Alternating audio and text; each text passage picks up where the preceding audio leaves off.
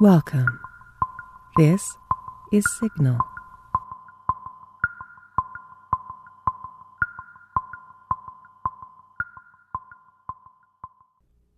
The Kit Bag by Algernon Blackwood. From Pall Mall Magazine, December 1908.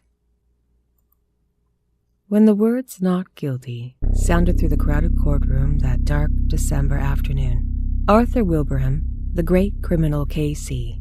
and leader of the triumphant defense, was represented by his junior, but Johnson, his private secretary, carried the verdict across to his chambers like lightning. "It's what we expected, I think," said the barrister without emotion. "And personally, I'm glad the case is over."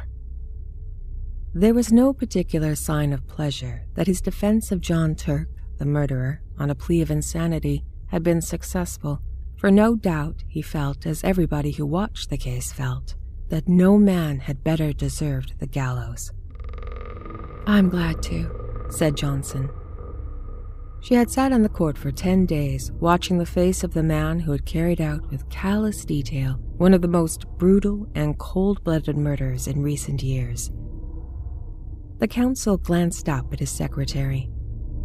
They were more than employer and employed. For family and other reasons, they were friends.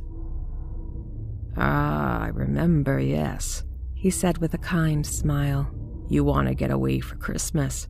You're going to skate and ski the Alps, aren't you? If I was your age, I'd come with you." Johnson laughed shortly. She was a young woman of 26 with a delicate face like a girl's. "I can catch the morning boat now," she said. "But that's not the reason I'm glad the trial is over. I'm glad it's over because I've seen the last of that man's dreadful face. It positively haunted me. That white skin, with the black hair brushed low over the forehead, is a thing I shall never forget. And the description of the way the dismembered body was crammed and packed with lime into that—" "Don't dwell on it, my dear," interrupted the other, looking at her curiously out of his keen eyes. "Don't think about it. Such pictures have a trick of coming back when one least wants them." He paused a moment. "Go on," he added presently. "Enjoy your holiday. I shall want all your energy for my parliamentary work when you get back.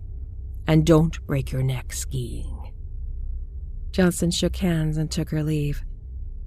At the door, she turned suddenly. "I knew there was something I wanted to ask you," she said. "Would you mind lending me one of your kit bags? It's too late to get one, and I leave in the morning before the shops are open." "Of course. I'll send Henry over with it to your rooms. You shall have it the moment you get home." "I promise to take great care of it," said Johnson gratefully, delighted to think that within 30 hours she would be nearing the brilliant sunshine of the high Alps in winter. The thought of that criminal court was like an evil dream in her mind. She dined at her club and went to the Bloomsbury, where she occupied the top floor of one of the old, gaunt houses in which the rooms were large and lofty. The floor below her own was vacant and unfurnished, and below that were lodgers for whom she did not know. It was cheerless, and she looked forward heartily to a change. The night was even more cheerless. It was miserable, and few people were about. A cold, sleety rain was driving down the streets before the keenest east wind she had ever felt. It howled dismally among the big, gloomy houses of the great squares, and when she reached her rooms, she heard it whistling and shouting over the world of black roofs beyond her windows. In the hall, she met her landlady, shading a candle from the draughts with her thin hand. "This come by a man from Mr. Wilbraham's, ma'am." She pointed to what was evidently the kit bag, and Johnson thanked her and took it upstairs with her. "I shall be going abroad in the morning for 10 days, Miss Monks," she said. "I'll leave an address for letters." "And I hope you'll have a Merry Christmas, ma'am," she said in a raucous, wheezy voice that suggested spirits, "and better weather than this." "Oh, I hope so, too," replied her lodger, shuddering a little as the wind went roaring down the street outside. When she got upstairs, she heard the sleet volleying against the window panes. She put her kettle on to make a cup of hot coffee and set about putting a few things in order for her absence. And now I must pack, such as my packing is. She laughed to herself and set to work at once. She liked the packing, for it brought the snow mountains so vividly before her and made her forget the unpleasant scenes of the past 10 days. Besides, it was not elaborate in nature. Her friend had lent her the very thing, a stout canvas kit bag, sack-shaped, with holes around the neck for a brass bar and padlock. It was a bit shapeless, true, and not much to look at, but its capacity was unlimited, and there was no need to pack carefully. She shoved in her waterproof coat, her fur cap and gloves, her skates and climbing boots, her sweaters, snow boots, and ear caps, and then on top of all these she piled her woolen shirts and underwear, her thick socks, pooties, and knickerbockers. The dress suit came next, in case the hotel people dressed for dinner, and then, thinking the best way to pack her white shirt, she paused for a moment to reflect.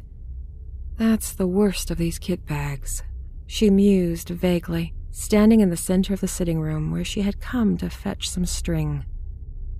It was after 10 o'clock.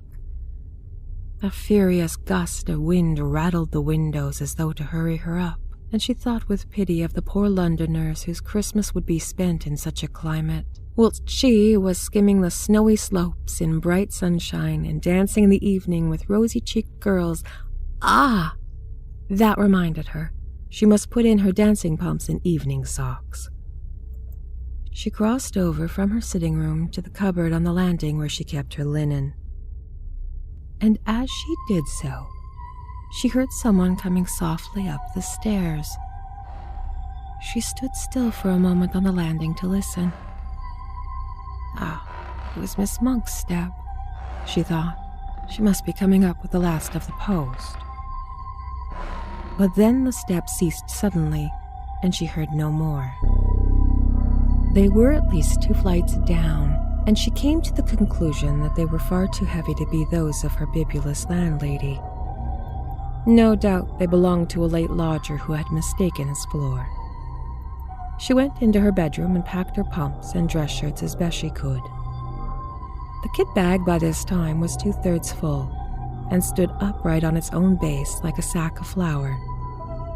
For the first time she noticed that it was old and dirty, and the canvas faded and worn. It had obviously been subjected to rather rough treatment. It was not a very nice bag to have sent her, certainly not a new one, or one that her chief valued. She gave the matter a passing thought and went on with her packing. Once or twice, however, she caught herself wondering who it could have been wandering down below, for Miss Monks had not come up with letters, and the floor was empty and unfurnished. From time to time, moreover, she was almost certain she heard the soft tread of someone padding over bare boards, cautiously, stealthily, as silently as possible, and further, that the sounds had been lately coming distinctly nearer. For the first time in her life, she began to feel a little creepy. Then, as though to emphasize this feeling, an odd thing happened. As she left the bedroom, having just packed her recalcitrant white shirts, she noticed that the top of the kit bag lopped over towards her with an extraordinary resemblance to a human face. The canvas fell into a fold like a nose and forehead, and the brass rings for the padlock just filled the position of the eyes. A shadow, or was it a travel stain, for she could not exactly tell, looked like hair. It gave her rather a turn, for it was so absurdly, so outrageously the face of John Turk, the murderer. She laughed and went into the front room where the light was stronger. That horrid case has got on my mind, she thought. I shall be glad for the change of scene and air. In the sitting room, however, she was not pleased to hear again the stealthy tread upon the stairs, and to realize it was much closer than before, as well as unmistakably real. And this time she got up and went out to see who could be creeping about on the upper staircase at so late an hour. But the sound ceased. There was no one visible on the stairs. She went to the floor below, not without trepidation, and turned on the electric light to make sure that no one was hiding in the empty rooms of the unoccupied suite. There was not a stick of furniture large enough to hide a dog. Then she called over the banisters to Miss Monks, but there was no answer, and her voice echoed down the dark vault of the house and was lost in the roar of the gale that howled outside. Everyone was in bed and asleep except for herself and the owner of this soft, stealthy tread. My absurd imagination, I suppose, she thought. Must have been the wind after all, although it seemed so very real and close, I thought. She went back to her packing. It was by this time getting on towards midnight. She drank her coffee up and lit another cigarette, last before turning in. It is difficult to say exactly at what point fear begins, when the causes of that fear are not plainly before the eyes. Impressions gather on the surface of the mind, film by film, as ice gathers upon the surface of still water, but often so lightly that they claim no definite recognition from the consciousness. Then a point is reached where the accumulated impressions become a definite emotion, and the mind realizes that something has happened. With something of a start, Johnson suddenly recognized that she felt nervous. Also, for some time past, the causes of this feeling had been gathering slowly in her mind, but that she had just only reached the point where she was forced to acknowledge them. It was a singular and curious malaise that had come over her, and she hardly knew what to make of it. She felt as though she were doing something that was strongly objected to by another person, moreover, that had some right to object. It was the most disturbing and disagreeable feeling, and not unlike the persistent promptings of conscience, almost in fact as though she were doing something she knew to be wrong. Yet, though she searched vigorously and honestly in her mind, she could nowhere lay her finger upon the secret of this growing uneasiness, and it perplexed her. More, it distressed and frightened her. "Your nerves, I suppose," she said aloud with a forced laugh. "Mountain air will cure all that. Ah," she added, still speaking to herself, "and that reminds me, my snow glasses." She was standing by the door of the bedroom during this brief soliloquy, and as she passed quickly towards the sitting room to fetch them from the cupboard, she saw out of the corner of her eye the indistinct outline of a figure standing on the stairs, a few feet from the top. It was someone in a stooping position, with one hand on the banisters and the face peering up towards the landing. At the same moment, she heard a shuffling footstep. The person who had been creeping below all this time at last had come up to her own floor. Who in the world could it be, and what in the name of heaven did he want? Johnson caught her breath sharply and stood stock still. Then, after a few seconds' hesitation, she found her courage and turned to investigate. The stairs, she saw to her utter amazement, were empty. There was no one. She felt a series of cold shivers run over her, and something about the muscles in her legs began to give a little and grew weak. For the space of several minutes, she peered steadily into the shadows that congregated about the top of the staircase, where she had seen the figure. And then she walked fast, almost ran, in fact, into the light of the front room. But hardly had she passed inside the doorway when she heard someone come up the stairs behind her with a quick bound and go swiftly into her bedroom. It was a heavy, but at the same time stealthy footstep, the tread of someone who did not wish to be seen. And it was at this precise moment that the nervousness she had hitherto experienced leaped the boundary line and entered the state of fear. Almost of acute, unreasoning fear. Before it turned into terror, there was a further boundary to cross, and beyond that again lay the region of pure horror. Johnson's position was an unenviable one. By Jove, that was someone on the stairs then, she muttered, her flesh crawling all over. And whomever it was has gone into my bedroom. Her delicate pale face turned absolutely white, and for some minutes she hardly knew what to think or do. Then she realized intuitively that delay would only set a premium on fear, and she crossed the landing boldly and went straight into the other room, where, a few seconds before, the steps had disappeared. "Who's there? Is that you, Miss Monks?" she called aloud as she went, and heard the first half of her words echo down the empty staircase, while the second half fell dead against the curtains in a room that apparently held no other human figure than her own. "Who's there?" she called again, in a voice unnecessarily loud, and that only just held firm. "What do you want here?" The curtain swayed very slightly, and as she saw it, her heart felt as if it almost missed a beat. Yet she dashed forward and drew them aside in a rush.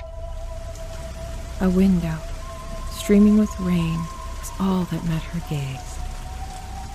She continued to search, but in vain. The cupboards held nothing but rows of clothes, hanging motionless, and under the bed there was no sign of anyone hiding. She stepped backwards into the middle of the room, and as she did so, something all but tripped her up. Turning with a sudden spring of alarm, she saw the kit bag. Odd, she thought, that's not where I left it. A few moments before, it had surely been on her right, between the bed and the bath. She did not remember having moved it. It was very curious. What in the world was the matter with everything? Were all her senses gone queer? A terrific gust of wind tore at the windows, dashing sleet against the glass with the force of a small gunshot, and fled away howling dismally over the waste of the Bloomsbury roofs. A sudden vision of the Channel the next day rose in her mind and recalled her sharply to realities. "There's no one here at any rate, that's quite clear," she exclaimed aloud. Yet at the time she uttered them, she knew perfectly well her words were not true, and she did not believe them herself. She felt exactly as though someone was hiding close about her, watching all her movements, trying to hinder her packing in some way. "And my two senses," she added, keeping up the pretense, "have played me the most absurd tricks. The steps I heard and the figure I saw were both entirely imaginary." She went back into the front room, poked the fire into a blaze, and sat down before it to think. What impressed her more than anything else was the fact that the kit bag was no longer where she had left it at. It had been dragged nearer the door.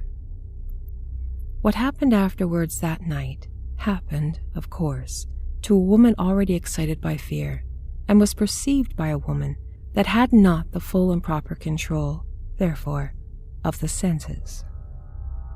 Outwardly, Johnson remained calm and the master of herself to the end, pretending to the very last that everything she witnessed had a natural explanation, or was merely delusions of her tired nerves.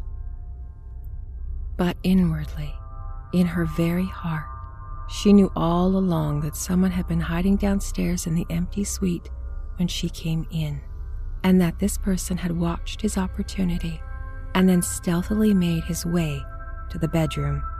And all she saw and heard afterwards, from the moving of the kit bag to, well, the other things this story has to tell, were caused directly by the presence of this invisible person. And it was here, just when she most desired to keep her mind and thoughts controlled, that the vivid pictures received day after day upon the mental plates exposed in the courtroom of the Old Bailey came strongly to light and developed themselves in the dark room of her inner vision. Unpleasant, haunting memories have a way of coming to life again, just when the mind least desires them, in the silent watches of the night, on sleepless pillows, during the lonely hours spent by sick and dying beds. And so now, in the same way, Johnson saw nothing but the dreadful face of John Turk the murderer, glowering at her from every corner of her mental field of vision, the white skin, the evil eyes, and the fringe of black hair low over the forehead. All the pictures of those 10 days in court crowded back over into her mind unbidden and very vivid. "This is all rubbish and nerves," she exclaimed at length, springing with sudden energy from her chair. "I shall finish my packing and go to bed. I'm overwrought, overtired. No doubt at this rate I shall hear steps and things all night." But her face was deadly white all the same. She snatched up her field glasses and walked across to the bedroom, humming a music hall song as she went, a trifle too loud to be natural. And the instant she crossed the threshold and stood within the room, something turned cold about her heart, and she felt that every hair on her head stood up. The kit bag lay close in front of her, several feet nearer the door than she had left it, and just over its crumpled top she saw a head and face slowly sinking down out of sight, as though someone were crouching behind it to hide. And at the same moment, a sound like a long-drawn sigh was distinctly audible in the still air about her between the gusts of the storm outside. Johnson had more courage and willpower than the girlish indecision of her face indicated, but at first, such a wave of terror came over her that for some seconds she could do nothing but stand and stare. A violent trembling ran down her back and legs, and she was conscious of a foolish, almost hysterical impulse to scream aloud. That sigh seemed in her very ear, and the air still quivered with it. It was an unmistakably human sigh. "Who's there?" she said at length, finding her voice. But though she meant to speak with loud decision, the tones came out instead in a faint whisper, for she had partly lost control of her tongue and lips. She stepped forward so she could see all around and over the kit bag. Of course there was nothing there, nothing but the faded carpet and the bulging canvas sides. She put out her hands and threw open the mouth of the sack where it had fallen over, being only 3 parts full, and she saw for the first time, around the inside some 6 inches from the top, there ran a broad smear of dull crimson. It was an old and faded blood stain. She uttered a scream and drew back her hands as though they had been burnt. At the same time, the kit bag gave a faint but unmistakable lurch forward towards the door. Johnson collapsed backwards, searching with her hands for support of something solid, and the door, being further behind her than she realized, received her weight just in time to prevent her from falling, and shut with a resounding bang. At the same moment, the swinging of her left arm accidentally touched the electric switch, and the light in the room went out. It was an awkward and disagreeable predicament, and if Johnson had been possessed of some real pluck, she might have done all manner of foolish things. As it was, however, she pulled herself together and groped furiously for the little brass knob to turn the light on again. But the rapid closing of the door had set the coats hanging on it a-swinging, and her fingers became entangled in a confusion of sleeves and pockets, so that it was some moments before she found the switch. And in those few moments of bewilderment and terror, two things happened that sent her beyond recall over the boundary into the region of genuine horror. She distinctly heard the kit bag shuffling heavily across the floor in jerks, and close in front of her face sounded once again the sigh of a human being. In her anguished efforts to find the brass button on the wall, she nearly scraped the nails from her fingers, but even then, in those frenzied moments of alarm, so swift and alert were the impressions of a woman keyed up by a vivid emotion, she had time to realize that she dreaded the return of the light, and that it might be better for her to stay hidden in the merciful screen of darkness. It was but the impulse of a moment, however, and before she had time to act upon it, she had yielded automatically to the original desire, and the room was flooded again with light. But the second instinct had been right. It would have been better for her to have stayed in the shelter of the kind darkness. For there, close before her, bending over the half-packed kit bag, clear as life in the merciless glare of the electric light, stood the figure of John Turk, the murderer. Not 3 feet from her the man stood, the fringe of black hair marked plainly against the pallor of the forehead, the whole horrible presentment of the scoundrel, as vivid as she had seen him day after day in the Old Bailey, when he had stood there in the dock, cynical and callous, under the very shadow of the gallows. In a flash, Johnson realized what it all meant. The dirty and much-used bag, the smear of crimson within the top, the dreadful stretched condition of the bulging sides. She remembered how the victim's body had been stuffed into a canvas bag for burial, the ghastly dismembered fragments forced with lime into this very bag, and the bag itself produced as evidence. It all came back to her clear as day. Very softly and stealthily, her hand groped behind her for the handle of the door, but before she could actually turn it, the very thing of all she most dreaded came about, and John Turk lifted his devil's face and looked at her. At the same moment, that heavy sigh passed through the air of the room, formulated somehow into words. "It's my bag, and I want it." Johnson just remembered clawing the door open and then falling in a heap upon the floor of the landing as she tried frantically to make her way into the front room. She remained unconscious for a long time, and it was still dark when she opened her eyes and realized that she was laying stiff and bruised on the cold boards. When the memory of what she had seen rushed back into her mind, she promptly fainted again. When she woke the second time, the wintry dawn was just beginning to peep in at the windows, painting the stairs a cheerless, dismal gray, and she managed to crawl into the front room and cover herself with an overcoat in the armchair, where at length she fell asleep. A great clamor woke her, and she recognized Miss Monk's voice, loud and voluble. "What? You ain't been to bed yet, ma'am. Are you ill? Or something happened? And there's an urgent gentleman to see you, though it ain't 7 o'clock yet, and—" "Who is it?" she stammered. "I'm all right, thanks. Fell asleep in my chair, I suppose." "Someone from Mr. Wilbraham's office. He says he ought to see you quick before you go abroad.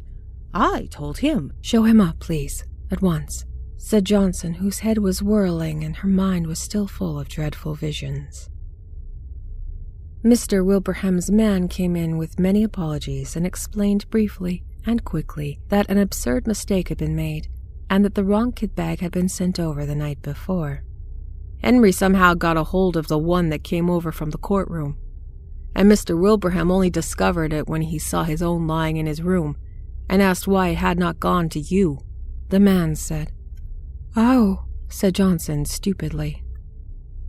"And he must have brought you the one from the murder case instead, ma'am, I'm afraid." The man continued without a ghost of an expression on his face.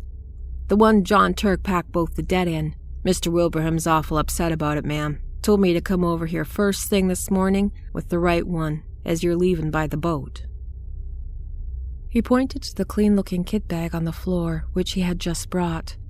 "And I was to bring the other one back, ma'am," he added casually. For some minutes, Johnson could not find her voice. At last, she pointed in the direction of her bedroom. "Perhaps you could kindly unpack it for me. Just empty the things out on the floor." The man disappeared into the other room and was gone for 5 minutes. Johnson heard the shifting to and fro of the bag and the rattle of skates and boots being unpacked. "Thank you, ma'am," the man said, returning with the bag folded over his arm. "Can I do anything more to help you, ma'am?" "What is it?" asked Johnson, seeing that he still had something he wished to say. The man shuffled and looked mysterious. "Begging your pardon, ma'am, but knowing your interest in the Turk case, I thought you'd like to know what's happened." "Yes?" "John Turk killed himself last night immediately on getting his release. He left a note for Mr. Wilbraham saying he'd be much obliged if they put him away, same as the woman he murdered, in the old kit bag." "What time did he do it?" asked Johnson. 10 o'clock last night, ma'am, the warder says. The end.